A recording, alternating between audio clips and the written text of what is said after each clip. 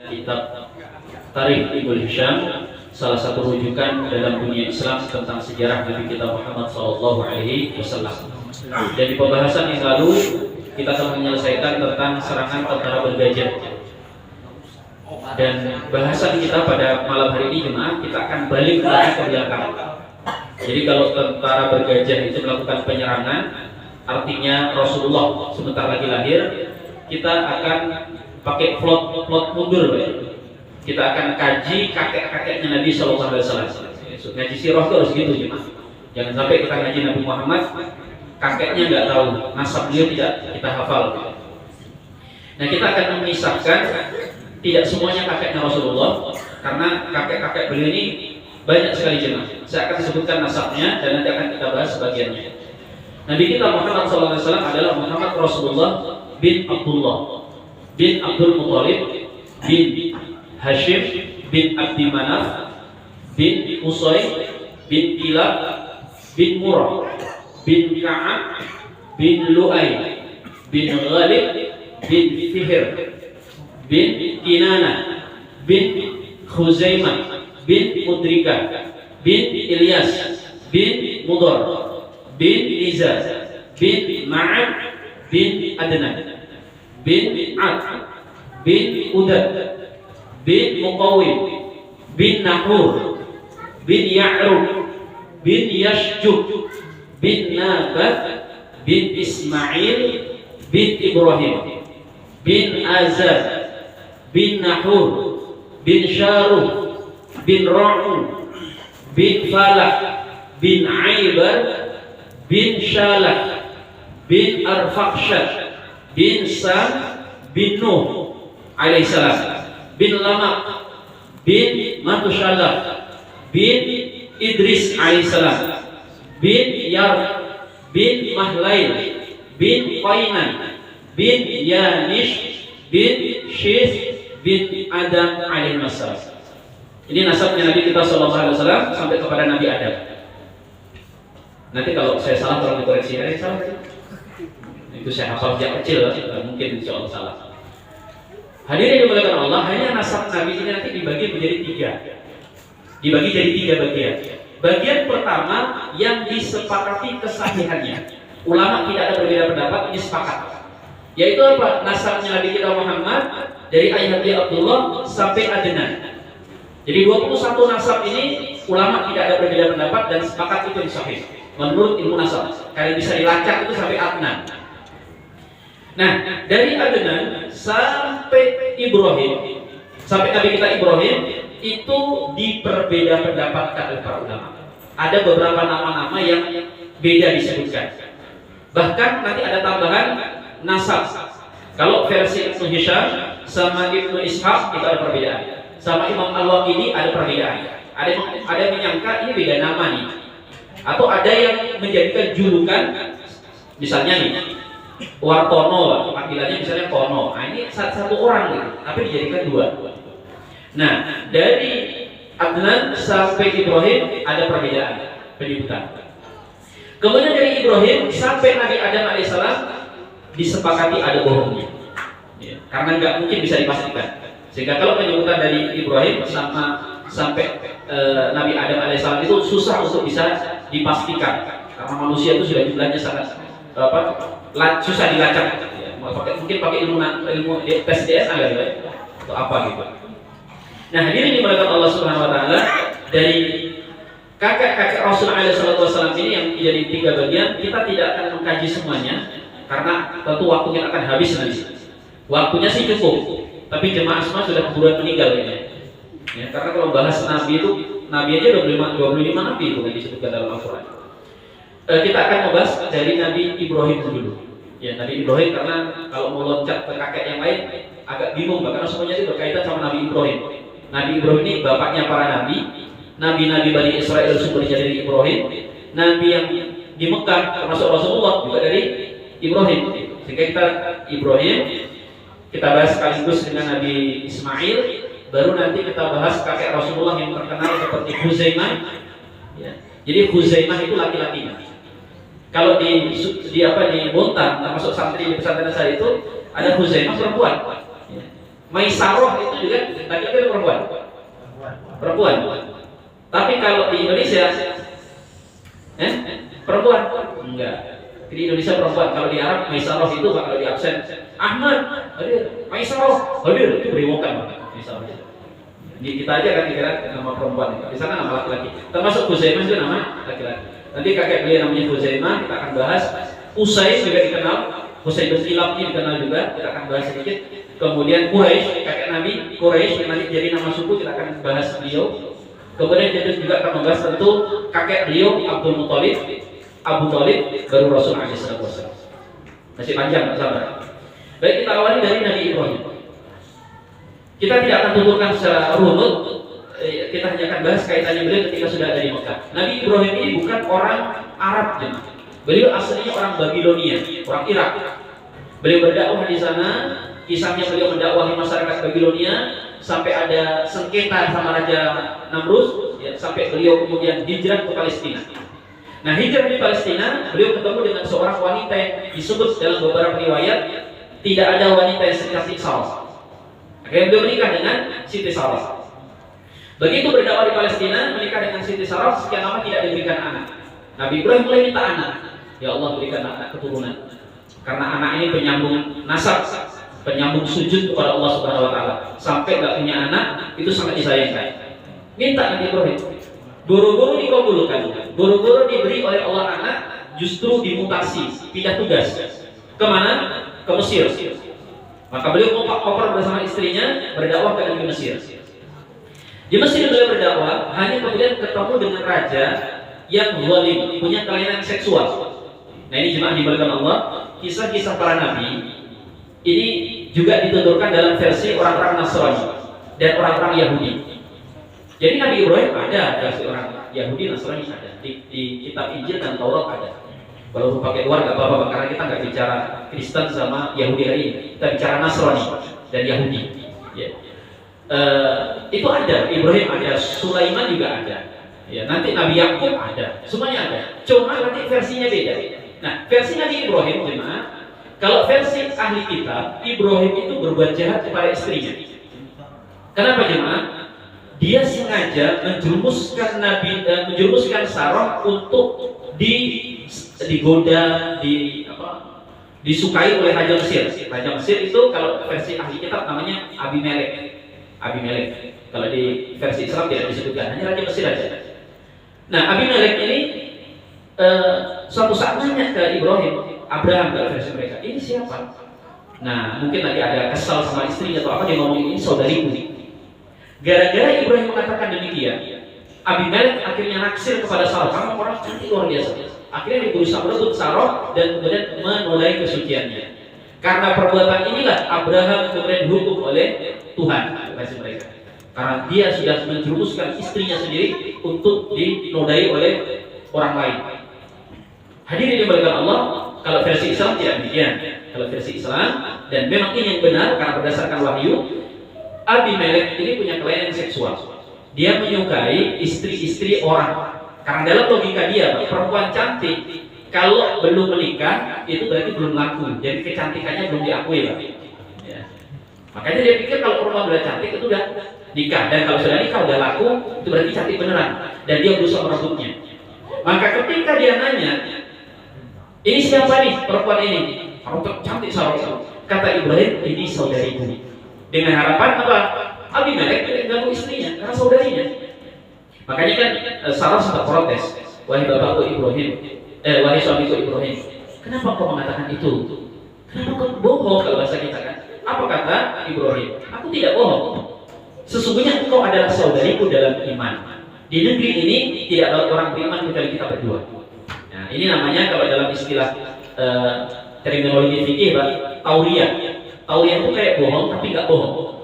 Kita mengucapkan A, yang kita maksudkan B. Orang yang mendengar memahami A. Nah, tauriyah ini secara hukum ada yang boleh, ada yang haram. Kalau tujuannya nipu atau bohong ya dosa. Tapi kalau tujuannya mubah boleh. Misalnya apa tauriyah ini? Ada ulama, namanya ulama ini kan kadang tugasnya banyak, mengajar, ngaji kitab, kemudian juga ibadah. Nah, tamu kadang nggak ukur-ukur kan waktunya. Ini tamu ini kalau sudah bertamu kadang lupa waktu. Nah akhirnya ketika tamu ini berdatang sedangkan beliau sedang sibuk, tiba-tiba ulama ini memegang giginya dan mengatakan, gigiku, gigiku. Nah tamu mengira apa? Sakit gigi, padahal enggak. Beliau maksudnya ini gigiku gitu. Akhirnya tamunya pulang jadi pertama gitu. Nah, ini boleh tauriah seperti ini. Tapi kalau sampai nggak boleh lah ya. Tamu nggak banyak gitu kan. Masa tamu cuma didatangi hewan aja gitu. Ya, sama dengan ulama, ada orang yang kejar mau dibunuh oleh seseorang, tiba-tiba dia mengatakan kepada ulama ini, wahai Tuhan, aku ingin sembunyi. Kata ulama ini, sembunyi kamu di sini. Dia sembunyi di satu tempat, dan ulama ini geser tempat, dia pindah tempat. Tiba-tiba datang pembunuh, bertanya, Anda lihat Tuhan, tadi orang yang saya kejar-kejar mau saya bunuh. Gitu. Apa kata ulama ini? Sejak aku berdiri di sini, aku tidak ketemu dengan siapapun demi Allah kecuali dengan dirinya. Ya. Bohong nggak ulama ini? Ya kan bohong. Sejak dia berdiri di situ, kok ketemu sama pembunuh itu, tapi beliau baru saja pindah. Akhirnya orang ini karena nggak mungkin ulama ini bohong kan, dia pun meninggalkan tempat tersebut karena dikira memang nggak ada yang datang ke situ. Padahal itu namanya tauriah. Nah tauriah ini dibolehkan di mana Allah kalau tujuannya baik, apalagi kalau tujuannya untuk menyenangkan hati istri, itu boleh. Ya. Itu boleh. Misalnya apa? Mas, dulu kenapa sih kok mau sama saya? Kamu cantik. Apalagi makin tua kamu makin cantik. Nah ini kan pasti bohong ya, ya. Mana ada orang makin tua makin cantik? Jujurlah. Tapi kalau jujur kan berantem. Ya ngomong tauriah, engkau makin cantik. Kalau dilihat dari sedotan, misalnya gitu. Nah, itu namanya tauriah. Jangan malah jujur malah berantem. Iya gimana nggak cantik? Padahal aku tuh banyak jerawatnya. Lah gimana sih? Wajah tanpa jerawat laksana langit tak berbintang. Nah Nabi Ibrahim melakukan tauriah gimana? Sehingga kemudian dia berharap bisa selamat. Tapi kemudian namanya Abimelek ini udah kadung kasmaran, apalagi dia Sarah memang cantik, tetap direbut, diambil Sarah dan kemudian hendak dinodai. Tapi setiap kali akan dijamah oleh Raja Mesir ini, Sarah berdoa, ya Allah palingkan aku dari kejahatannya. Tiba-tiba dia kena stroke atau nggak bisa bergerak. Dia mohon lagi, mohon kepada Sarah untuk dibebaskan. Berdoa. Begitu didoain sembuh lagi, tapi coba lagi, berkali-kali itu terjadi sampai kemudian akhirnya Raja Mesir itu putus asa karena tahu ternyata Sarah itu bukan orang sembarangan. Ya iyalah istrinya Nabi kan. Akhirnya dia kemudian membebaskan Sarah dan bahkan kemudian menghadiahkan seorang budak yang bernama Hajar kepada Sarah. Jadi diberi bukan kepada Ibrahim, kepada Sarah. Menurut riwayat yang lain, ini riwayat kedua, entah versi yang mana yang sahih karena menjadi perdebatan di kalangan ahli ilmu, bahwa Abimelek ini kemudian kagum sama Sarah dan masuk Islam. Dan karena kekagumannya, dia menghadiahkan adiknya atau ponakannya yang masih darah biru, anak raja, keturunan raja, untuk membersamai Sarah. Gitu. Makanya Hajar ini bukan budak, tetapi adalah ya, salah satu putri yang ada di kerajaan Mesir pada masa itu. Nah akhirnya Hajar ikut bersama Ibrahim kembali ke Palestina. Nah di Palestina tetap Ibrahim minta kepada Allah tidak putus asa akan dikarunia anak. Nah suatu saat ketika mereka lagi ngobrol-ngobrol sama Sarah, mereka berdua ini ngomong gini, gimana suamiku Ibrahim? Ya sudah aku minta kepada Allah agar diberikan anak. Kata Sarah, ya kita sih minta, tapi kita harus ikhtiar, kita harus usaha. Sudah kita kan usaha sudah mati-matian kan. Coba hajar jahanam sudah kalau bahasa kita main. Apalagi Pak? Viagra. Saya pakai gitu sudah semua itu. Kadal Mesir, nah itu juga luar biasa pakai itu. Sudah, bukan itu maksudnya kata Sarah. Gini, itu kan kita punya budak. Gini aja dah, nikahi saja. Nikahi dia, nanti kalau dia punya anak, kita jadikan anak kita besarkan sama-sama. Toh juga dia ada anak. Ibrahim nolak.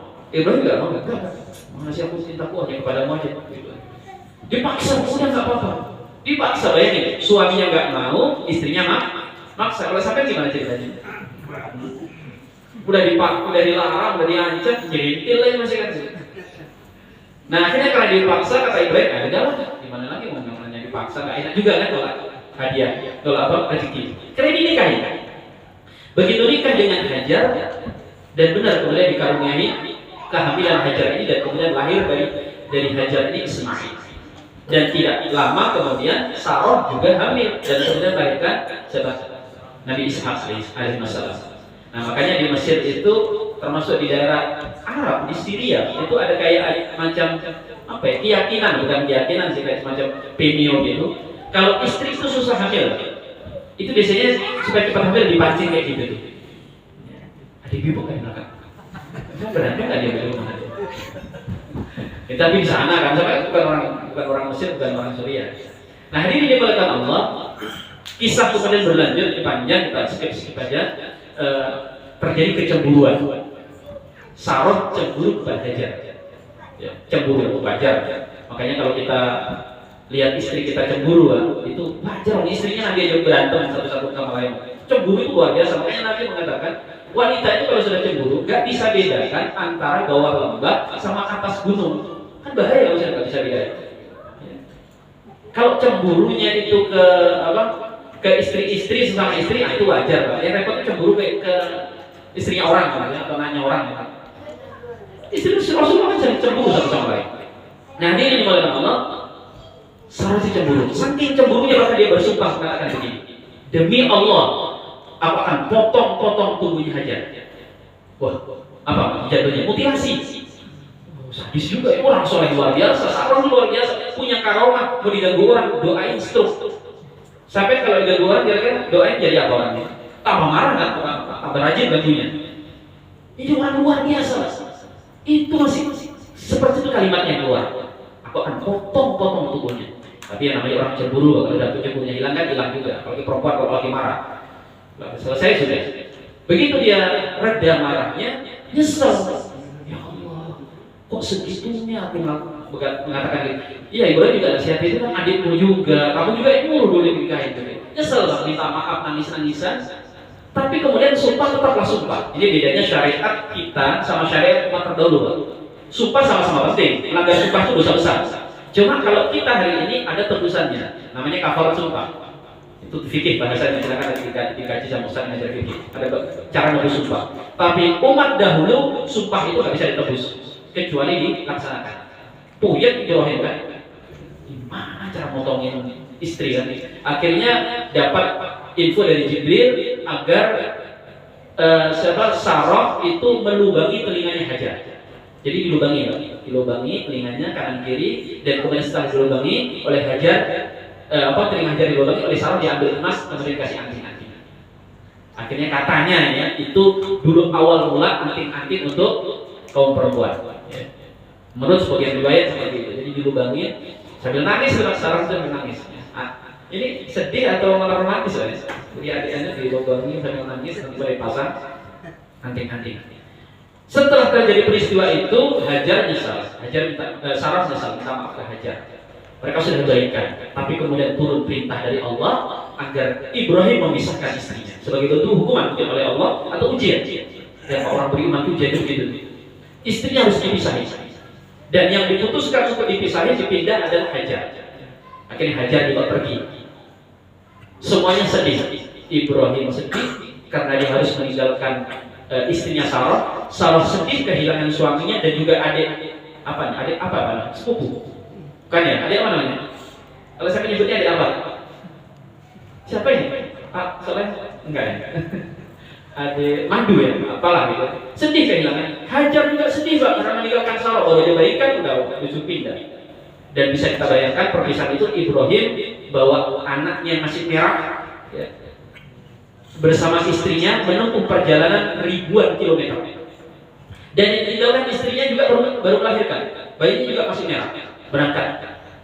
Dan berjalan setelah sekian lama, ternyata tempat yang dituju itu bukan kota, bahkan bukan desa.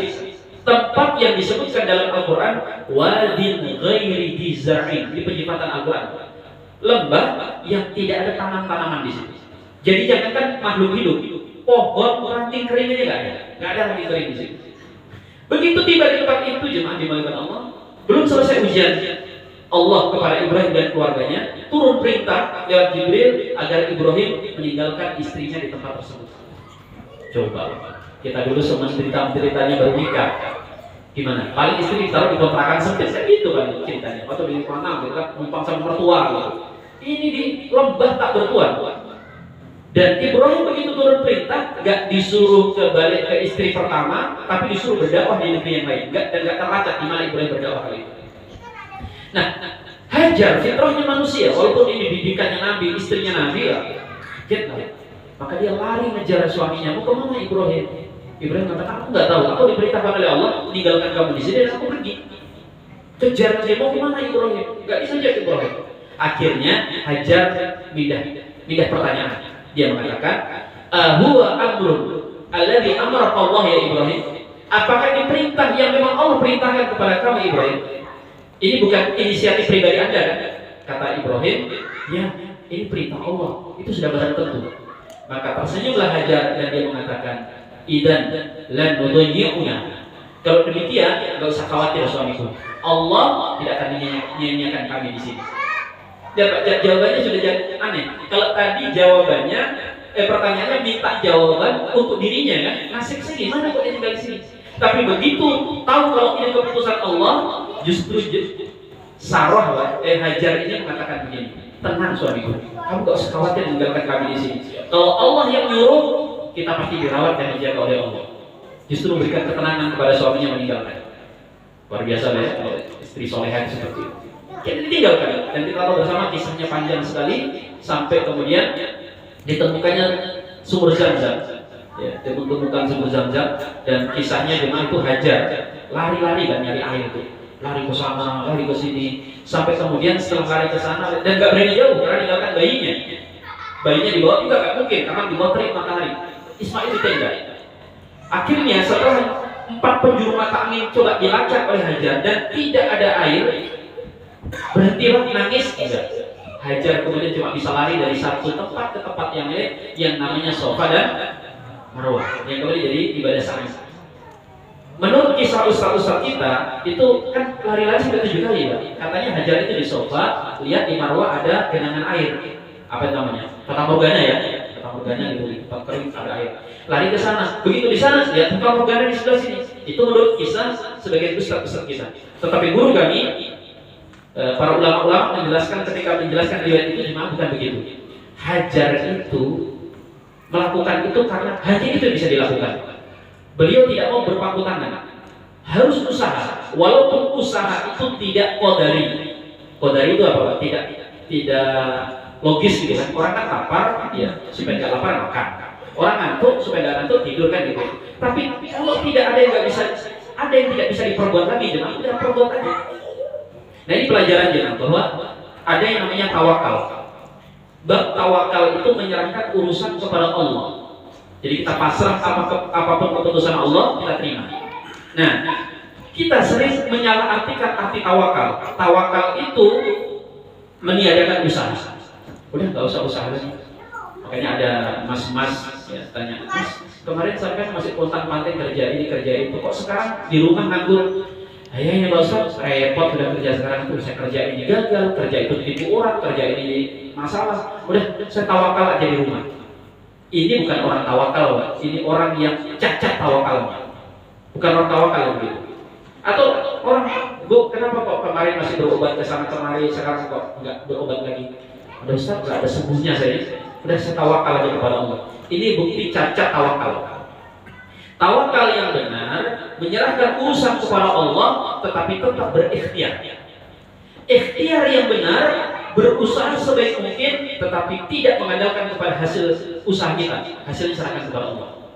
Itu juga. Ikhtiar sama tawakal itu seperti dua sisi mata uang yang tidak saling terpisah. Makanya Rasulullah mengatakan ketika bab tawakal, "Lau annakum tatawakkaluna 'ala Allahi haqqa tawakkuli." Kalau seandainya kalian bertawakal kepada Allah dengan sebenar-benarnya tawakal, nyerahkan urusan kepada Allah, la razaqakum kama yarzuqu tayr. Maka Allah akan berikan rezeki kepada kalian seperti cara Allah memberikan rezeki kepada burung-burung. Burung kan? Maksud ini unik, kenapa kok burung dijadikan permisalan? Gimana burung itu? Taddu fi masan wa tawana. Burung itu terbang di pagi hari dengan perut kosong, kembali di sore hari dengan perut yang kenyang.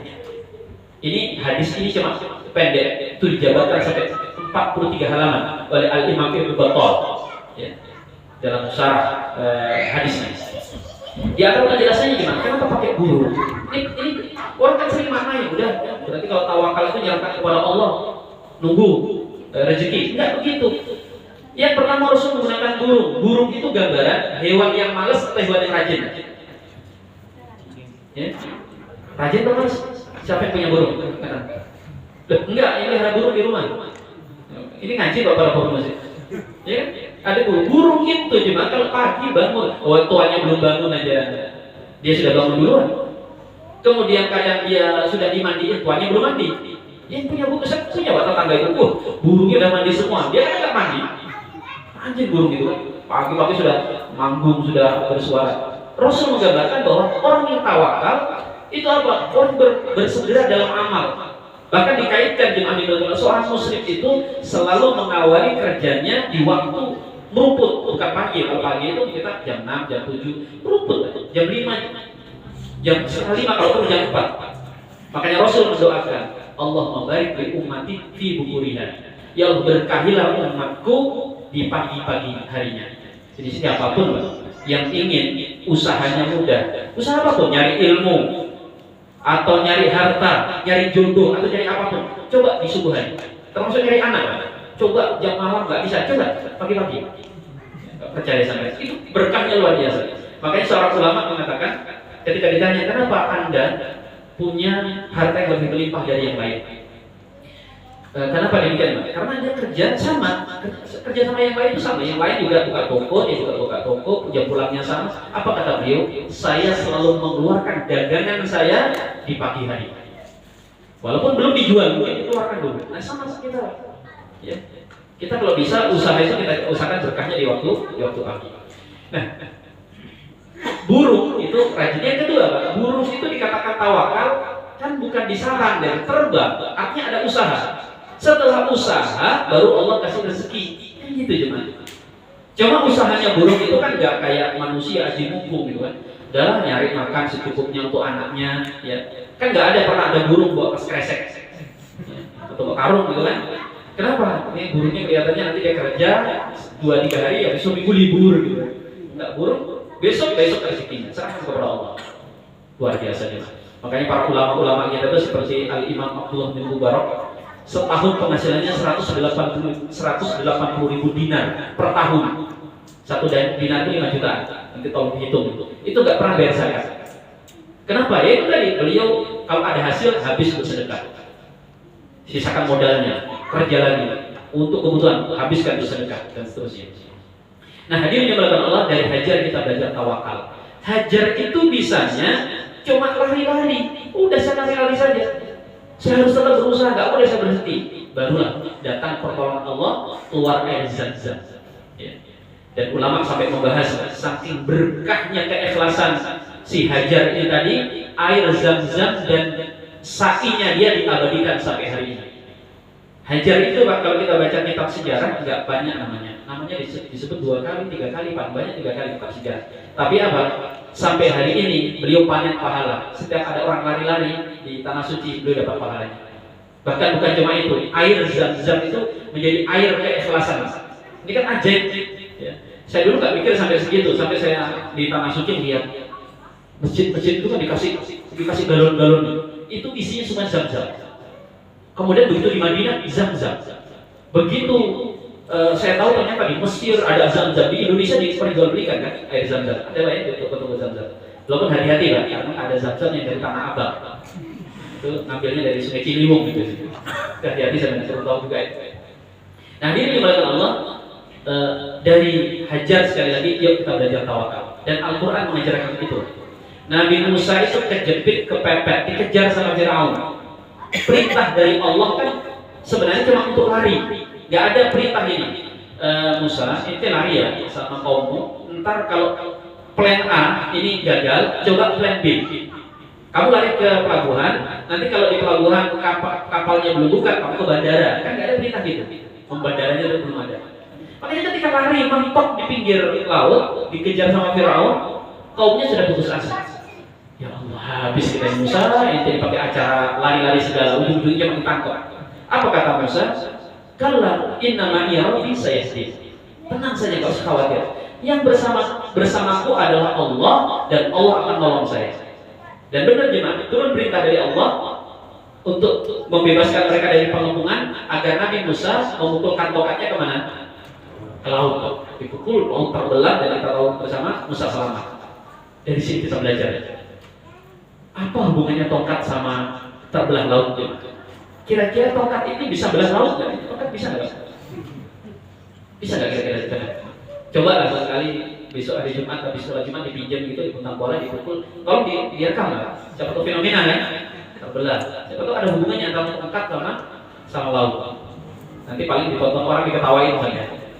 Atau yang kedua juga pertanyaannya, bisakah Allah menolong Nabi Musa tanpa Musa mukul tongkat ke laut? Belah lautan, kira-kira Allah bisa nggak menurut sampean? Yakin bisa? Nggak nanya from the friend dulu ke teman gitu. Benar, Allah bisa kira-kira menurut sampean? Kalau sampai ngomong entar saya ragu-ragu juga, cacat kita sampean. Allah itu ala kulli syai'in qadir. Kalau menginginkan sesuatu, bahkan Allah mengatakan pun itu sudah jadi. Apalagi cuma belah lautan, belah dunia, menghancurkan alam semesta, Allah bisa. Loh, terus kenapa Nabi Musa disuruh mukulkan tongkat? Allah ajari pentingnya usaha. Pentingnya usaha. Walaupun ini nggak ada hubungannya, udah bisanya begitu, pukul. Sama lah, kita ini usaha apapun, udah nggak bisa. Udah bisanya jualan nasi goreng, jualan nasi goreng. Bisanya jualan gorengan, jualan gorengan. Bisanya jadi tukang cleaning service, juga cleaning service. Nanti Allah akan datangkan pertolongan. Jangan pernah berhenti berusaha. Putus asa itu nggak boleh. Karena Allah nggak akan mungkin nolong kita kalau kita tidak mau menolong diri kita sendiri. Pentingnya ikhtiar. Walaupun nggak masuk akal. Nah ini dimuliakan Allah, terbelah tongkat itu dan Musa selamat. Termasuk kisah Al-Quran ketika Siti Maryam hamil akan melahirkan Nabi Isa, menyendiri. Kemudian dia sembunyi di belakang pokok-pokok kurma, pohon-pohon kurma. Ketika akan lahiran, Maryam ini sudah lemes. Ini di daerah, kalau di Damaskus, di daerah Palestina itu sekitar dia sudah jalan 17 kilo. Jadi Bapak Ibu bisa bayangkan kalau ada perempuan hamil 17 kilo berjalan, lapar iya, haus iya, kehilangan tenaga. Dan dalam kondisi seperti itu kan minta rezeki, ya Allah, aku apalah bisa, belum sarapan juga aku tadi lari dari rumah. Akhirnya kata Allah Subhanahu Wa Taala, wahai Maryam, itu ada pokok kurma. Wa khudhi bijid inakhlatin tusakin alaiki bi rotobanjanya. Itu ambil pokok kurma, kemudian goyang. Kamu goyang, nanti akan dijatuhkan kurma-kurma yang matang, kamu bisa makan dari situ. Betul nggak saudara, yang dipeluk kurma itu digoyang-goyang dan runtuh dan dia bisa makan. Dan kemudian lahiran Isa. Ketika saya dulu di pesantren, saya pikir kurma itu kayak pohon tebu. Entah bagaimana imajinasi kami itu para santri, kurma itu kayak tebu gitu loh, pohon-pohon tebu, kayak gelaga, bisa diceklekin. Saya pikir dulu begitu kan, goyang-goyang buahnya jatuh. Begitu saya ke Arab, kan dulu belum ada internet, nggak tahu juga di TV nggak ada juga kurma. Begitu sampai di sana, saya lihat kurma, pohon kelapa. Betul ya, pohon kelapa. Saya pertama kali lihat kurma yang saya ingat adalah kisah Maryam. Terus gimana dulu Maryam ceritanya goyang-goyangin kurma ini? Kalau saya nggak percaya, saya doain saya biar kapok, biar mereka umroh cepat. Ya, saya doain semoga bisa umroh. Terus tapi apa? Saya mencoba cari kurma, kemudian yang sudah buah ya tentunya ya. Peluklah, jangan sendiri, berdua sama istri atau ngajak anak nggak apa-apa. Goyang-goyangin. Tapi tolong direkam. Kalau sampai videonya itu kurmanya bisa jatuh, sampai kayaknya saya kasih hadiah lagi, brosurnya umroh lagi. Itu kok segede itu. Loh, kok bisa kurma runtuh? Buahnya itu cuma sekali lagi Allah mengajari kepada kita sampai detik akhir pun jangan pernah putus asa. Ya. Maryam mengajarkan kita. Maryam itu biasanya sebelum keadaan itu dia kerjanya duduk di mihrab ibadah. Nggak kerja, nggak ngapain, nanti malaikat datangkan makanan. Kan gitu Maryam. Sampai Nabi Zakaria kan heran itu lihat ponakannya. Ini kok dapat makanan kayak ini dari mana? Para nabi yang biasa lihat hal-hal aneh heran, apalagi kita. Akhirnya Maryam mengatakan ini datang dari surga. Tapi giliran ketika melahirkan justru mencari pohon kurma. Jadi pentingnya tawakal. Baik hadirin, kemudian air Zam-Zam keluar, itu riwayatnya banyak. Ada yang menyebutkan dari tendangan kaki Nabi Ismail, ada yang dari kepakan Sayyid Jibril yang datang. Riwayatnya banyak, tapi yang kuat riwayat Jibril tadi. Akhirnya tumbuhlah Ismail bersama ibunya di tempat tersebut dan mereka hidup dari air Zam-Zam. Bahkan kemudian mulai bercocok tanam karena menjadi sumber air yang berkah. Nah, di Yaman itu ada suku namanya suku Jurhum dan suku Khuza'ah. Suku Jurhum dan suku Khuza'ah. Dan di sana sedang terjadi banjir. Yaman itu dulu negeri yang sangat subur, seperti Indonesia. Bahkan para ulama mengatakan umumnya wilayah Arab Saudi itu dulu adalah wilayah-wilayah subur. Makanya kan disebutkan dalam hadis tidak akan berdiri hari kiamat sampai Arab Saudi kembali menghijau. Bukan Arab Saudi, sampai Najd kembali menghijau. Kembali itu kan berarti di dunia aslinya hijau. Tapi karena terjadi bencana, musibah dan kemudian berubah menjadi padang pasir. Yaman itu berubah karena banjir, tanamannya rusak jadi tandus. Akhirnya dua suku ini rebutan makanan, suku Jurhum sama suku Khuza'ah. Suku Jurhum akhirnya mereka menggunakan suku Khuza'ah menggunakan prinsip udah kita tetap di sini saja. Suku Jurhum memilih untuk hijrah, nyari tempat penghidupan. Jadi suku Jurhum pakai slogannya orang Jawa. Pakai slogannya orang apa ya? Pokok mangan ngumpul yang penting mangan. Ya gitu. Nah, suku Jurhum pakai slogannya orang Jawa. Mangan yang penting ngumpul. Betul kayak gitu ya? Dulu saya kecil, ibu itu ngomong gitu, kumpul nggak kumpul yang penting mangan. Ini masalahnya nggak mangan juga, nggak kumpul juga kan. Nah, ini dimulai Allah, suku Jurhum akhirnya ada yang ke Irak, ada yang ke Syam, ada yang ke negeri-negeri yang sekitar situ Kuwait. Nah, dari mereka ada yang melewati Jeddah itu kan pinggir pantai, biasanya lewat Jeddah. Tapi mereka melihat di daerah agak dalam, tepatnya Makkah, itu ada burung-burung yang berterbangan. Namanya orang padang pasir tahu, ini pasti ada penghidupan di sana. Mereka cek ke tempat itu, ternyata ada seorang wanita bersama anaknya mendiami sebuah sumur. Dan tidak cukup dengan itu, begitu sumur ini dicicipi airnya, rasanya beda dengan yang lain. Sumur Zam-Zam itu luar biasa kandungan gizinya. Akhirnya singkat cerita, suku Jurhum permisi sebagiannya mau tinggal di situ. Kata Hajar, oke, kalian boleh tinggal di sini, asalkan kalian mengambil bayar air tersebut. Dan mereka sepakat. Mereka bercocok tanam, kemudian berkebun di situ, dan mereka kemudian memberikan uang sewa atas penggunaan air Zam-Zam. Berjalan sekian waktu, sudah Isya masih 24 menit, masih lama. Berjalan sekian waktu, jemaah dimuliakan Allah, tempat itu berubah menjadi daerah yang ramai, karena nanti orang lewat di situ, ada apa di sini?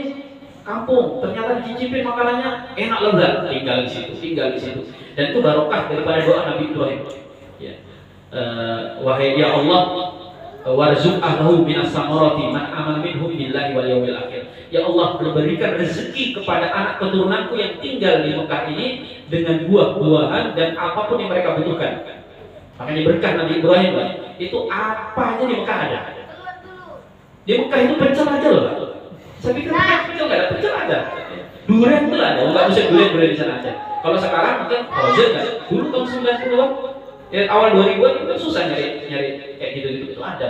Yang nggak ada di negeri lain cari di Mekah. Berkah doa dari Nabi Ibrahim. Akhirnya banyak makin ramai jemaah. Ismail tumbuh makin dewasa sampai usianya 9, 10 atau 11 tahun sekitar itu. Ibrahim datang. Dikebayang Nabi Ibrahim ini bapak ninggalin anak dakwah kemana gitu kan. Begitu pulang ketemu anaknya, bayangkan rindunya banyak sampai ninggalin anak sampai sekian tahun. Rindu ke anak ya kepada yang punya anak juga gitu kan. Rindu. Nah, setelah kangen-kangenan baru selesai hilang kangennya, dapat perintah ngapain? Motong anaknya tadi. Dapat perintah. Sampai kira-kira gimana kalau sampai jadi Nabi Ibrahim gitu kan? Udah lama nggak ketemu anak, tiba-tiba disuruh motong anak. Pasti pensiun jadi Nabi. Ya Allah, saya nggak juga pensiun ini, ya Allah, saya jadi Nabi. Gini amat jadi Nabi kan, tidak dapat fasilitas apapun. Hadirin dimuliakan Allah, turun perintah dan Nabi Ibrahim, bukan cuma Nabi Ibrahim, para Nabi itu orang-orang yang punya kecerdasan di atas rata-rata. Makanya kalau kita pengen pintar, sering aja mengkaji sejarah para Nabi. Dari tindak tanduknya, dari ucapannya itu luar biasa. Nah lihat ya. Ibrahim itu panggil Ismail. Bapak mimpi seakan-akan bapak ini nyembelih kamu. Apa pendapatnya? ya bunayya inni ara fil manami anni atbahuka fandur madza tara. Apa pendapatmu nak? Ibrahim itu menggunakan bahasa sindiran, pakai bahasa kinayah, bahasa majas. Enggak sini nak. Bapak mau motong kamu, mau ya? Bukan gitu. Karena kalau anaknya nggak mau, itu menyakitkan kan? Dia minta pendapatnya, anakku ini bagaimana? Apa kata Ismail? Oh, Ismail orang pintar lah. Walaupun usia segitu, paham arah pembicaraan orang tua mana? Kata Ismail, ya abadi if'al ma tu'mar satajiduni insyaallah minas sabirin. Bapak, itu perintah Allah. Itu perintah Allah itu. Dan laksanakan perintah Allah. Jangan Anda tunda perintah Allah. Dan engkau akan dapati anakmu ini sabar menerima keputusan. Ya Allah. Kata Al-Imam Fakhrul Razi ketika menjelaskan ayat ini, ada sekitar 14 hikmah dari ucapan dari Nabi Ismail. Pertama, menunjukkan kecerdasan. Ya, anak seusia itu Mbak, pakai bahasa gitu dia bisa paham. Anak kita sekarang gimana? Sekarang dia ngomong jelas, mak sini nak, suruh di sini. Kamu jangan kemana-mana ya. Sholat kalau punya sholat itu kan kira jelas sekali ya. Jangan main game. Ya apa? Nggak taunya apa? Ya sholat di rumah main di depan PS gitu. Saya nggak main Pak. Saya nggak keluar, tapi mainnya di dalam nih. PS malah dibawa ke dalam rumah. Jangankan anak-anak kita orang tuanya sering salah paham Pak dengan masalah bahasa majas. Kejar. Yang kedua cuma bagaimana Ismail itu taatnya luar biasa. Dia kalau yang jadi Ismail sampai yang kira-kira gimana? Jadi punya bapak lama nggak pulang. Katanya sih dakwah, tapi kok kayak gini amat gitu. Datang mau motong kita. Enaknya ngomong gimana gitu? Pak sampai dulu, coba ngaca gitu. Kenapa saya dipotong masih muda? Sampai nanya tua dipotong sekalian. Subhanallah.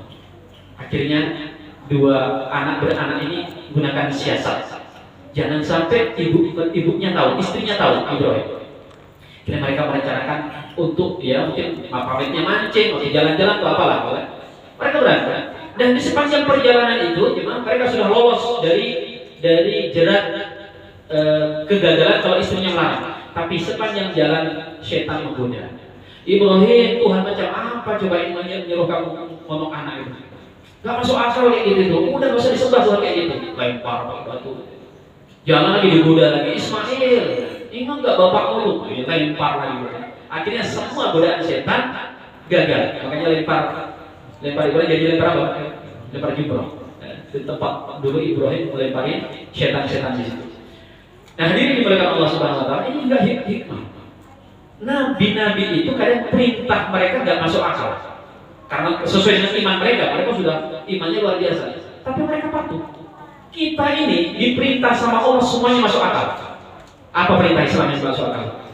Wudu masuk akal, sholat masuk akal. Nyembelih hewan itu loh masuk akal enggak? Masuk akal loh, habis dipotong kita makan juga, bukan dibuat. Dan hewan itu bukan sepupu kita, apalagi anak kita. Itu misalnya saja bukan, nggak ada hubungan nasab kita sama dia. Potong, nggak mau dia. Nggak Allah, saya nggak mau motong hewan, nggak mau patuh saya. Ya Allah ya, lihat para nabi. Nah begitu sampai di tempat kisahnya juga ini guru saya itu misalnya sampai kita nangis loh gitu. Panjang, ketika akan dipotong, Ismail ngomong, ya sudah diasah belum? Belum. Asah. Begitu sudah dipotong, ya tungkupkan wajahku ke tanah supaya engkau tidak lihat wajahnya. Khawatir Ismail lah, kalau dia meringis atau kesakitan itu membuat bapaknya nggak gagalin karena pasti Ibrahim akan patuh. Menjadi galau dalam menjalankan perintah Allah dan dia nggak mau ayahnya seperti itu. Ditungkupin. Begitu ditungkupin akan dipotong dan kita tahu kisahnya bersama. Allah selamatkan, tiba-tiba pisaunya itu nggak mempan dan Allah turunkan seekor kambing dan jadi syariat kurban sampai hari ini. Ya. Makanya jemaah dimulakan Allah. Syariat kurban sebentar lagi akan kita adakan. Kita nggak disuruh potong siapa-siapa. Anak kita aja nggak dipotong. Bahkan potong kukunya aja nggak boleh. Kita disuruh potong hewan. Dan sebagai bukti dan cinta kita kepada syariat agama, ayo kita mudahkan, kita usahakan untuk bisa berkurban. Amin ya rabbal alamin. Kurban boleh nggak di sini dan kemudian di Jawa? Boleh. Kurban itu nggak apa-apa. Kurban di Allah boleh, di sini satu, di mana di Jawa satu, di Sulawesi satu, di Subulana satu juga boleh, nggak apa-apa. Apa yang kita nolak? Untuk banyak-banyak. Baik, hadirin dimulakan Allah, ada sisa waktu 8 menit. Kalau ada yang bertanya, saya persilakan. Baik, terima kasih. Assalamualaikum warahmatullahi wabarakatuh. Afwan Ustaz, uh, sebelum bertanya bolehkah saya bertabayun Ustaz? Saya yakin dengan keilmuan sanadnya Ustaz, karena saya membaca biografi atau profil Ustadz itu, Ustadz kecil tuh belajar di Pondok Puso, Wali Songo, terus dan merantau ke Kalimantan di Darul Ihsan, ya, terus lulus dari Darul Ihsan ke Kairo Mesir di Al Azhar, terus lanjut ke Yaman di Darul Mustafa, gitu. Nah itu saya tabayun aja Ustadz itu. Terus masuk ke pertanyaan Ustadz. Jumhur ulama itu berpendapat bahwa Rasulullah itu umi, karena pas waktu menerima wahyu malaikat Jibril bilang Iqra, tapi Rasulullah bilang ma ana biqori. Itu sampai 3 kali, Iqra ma ana biqori, itu 3 kali. Itu jumhur ulama itu berpendapat bahwa memang Rasulullah itu buta huruf dan nggak bisa membaca tulis. Tapi hari Senin tuh hari apa ya? Saya ditunjukin video. Betulkah ini ada seorang ulama yang mengatakan dia baca surat Al-Bayyinah, Rasulum minawwa yatslu suhufam mutahharoh. Nah, di situ ada yatslu. Yatslu kan membaca. Yaitu yatslu suhufam mutahharoh. Itu saya nggak menanggapi karena saya juga belajar untuk Al-Quran itu hanya menghafal, insya Allah di juz 30 minimal menghafal itu aja. Tuh, jadi saya nggak menanggapi karena takut saya menafsirkan itu salah-salah. Gitu. Nah, dengan pendapat jumhur ulama dengan ayat Al-Bayyinah, ayat kedua itu. Intinya bagaimana bacanya? Iya. Saya bisa kasih 8 jawaban. Benar, 8 jawaban. 10 saya bisa kasih jawaban. Gampang bacanya. Yang pertama kata yatslu membaca atau Iqra membaca, itu yang dibaca apa di zaman Nabi? Jadi kalau kita temukan di ayat-ayat Al-Quran membaca, bukan membaca dari tulisan. Kalau kita kan membaca dari tulisan. Makanya kan ketika dalam sholat Rasulullah membaca surah ini, apa dibaca pakai Al-Quran? Membaca kalau dalam istilah-istilah kitab itu adalah membaca dari hafalan. Makanya kalau ada orang nanya mana perintah menghafal Al-Quran, semua ayat dan hadis yang berbicara bacalah surah ini, baca surah ini, dan surah ini, itu kan kita disuruh menghafal. Jadi makanya hati-hati dengan terjemahan. Karena terjemahan yatslu diterjemahkan dengan membaca, dan kita mengkopinya, namanya membaca itu mengakses tulisan di kertas. Bukan, yatslu itu membaca dari hafalan. Jadi kalau itu alasannya saya benar. Tapi orang-orang yang mengatakan Rasulullah sebenarnya bisa baca itu bukan cuma itu perbantahannya. Misalnya mengatakan bahwa Rasul pernah mengkoreksi Sayyidina Ali yang salah tulis gitu. Dan mereka mengatakan juga orang kalau nggak bisa baca itu namanya kekurangan. Ya. Nabi nyuruh kita baca, umatnya suruh supaya kita baca ayat yang turun Iqra baca. Tapi nabinya sendiri nggak berikan contoh. Nah, hadirin, orang seperti ini dia tidak paham bagaimana ilmu pendidikan. Kadang jemaah di suatu zaman atau di suatu masa membaca itu justru menjadi aib, Gak usah jauh-jauh. Dulu ketika kami kecil dan ustadz kok ada yang bawa laptop tuh, kagum kita. Ustadz yang lain bawa kitab dia pakai laptop, barang apa enggak? Itu masih ya. Zaman gak usah mengganti anak saya, masih zaman saya masih hidup. Hari ini di dunia perpustakaan, ustadz kok ngajar pakai laptop? Itu masih dianggap apa? Coba dimatikan laptopnya, hilang ilmunya itu. Gitu. Sekali lagi bukan berarti ngajar pakai laptop nggak baik. Saya kadang pakai laptop. Tapi hari ini kalau ada orang ngajar dengan hafalannya akan lebih dihargai daripada apa? Yang dia baca dari buku. Betul atau tidak betul saya nggak tahu. Tapi yang kami pahami di dunia ustaz seperti itu. Sehingga guru kami itu, guru kami bisa tempat saya ngaji beberapa kitab, termasuk di Darul Mustafa di Mesir. Itu ada yang ngajar kitab, nggak kitabnya dengan hafalannya. Kami kalau ngecek takut salah, benar semuanya. Ya. Sehingga Rasulullah SAW, kenapa beliau tidak bisa membaca? Justru itu kelebihan beliau. Kalau setiap ada yang menuduh, Rasul misalnya ngambil ilmu ini dari ini, bahwa saya nggak bisa baca. Jadi kekurangan orang justru menjadi kelebihan Nabi kita SAW. Itu 2 jawaban. Nanti yang 6 saya kontani ketika pengajian berikutnya. Demikian jemaah Allah. Terima kasih atas majmu'in. Saya izin pamit. Dan mohon maaf Pak ya, saya kalau Isya itu masih buru-buru ngejar Isya di pesantren karena anak-anak di sana nunggu saya sampai saya datang. Terima kasih atas majmu'in. Assalamualaikum warahmatullahi wabarakatuh.